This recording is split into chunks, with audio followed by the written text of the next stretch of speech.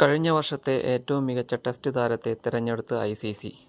Indian pacer Jasprit ബുംറയാണ് 2024 ICC test ക്രിക്കറ്ററായി തിരഞ്ഞെടുക്കപ്പെട്ടത്. ICC ടെസ്റ്റ് ക്രിക്കറ്ററായി തിരഞ്ഞെടുക്കപ്പെടുന്ന ആദ്യ ഇന്ത്യൻ പേസറാണ് ജസ്പ്രീത് ബുംറ.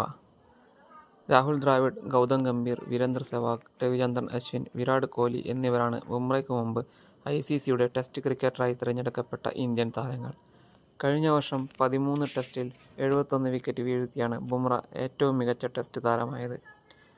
കഴിഞ്ഞ വർഷം ടെസ്റ്റിൽ 357 ഓവറുകൾ എറിഞ്ഞ ബുംറ 2.96 ഇക്കോണമിയിലും 14.92 ശരാശരിയിലുമാണ് 71 വിക്കറ്റ് വീഴ്ത്തിയത്.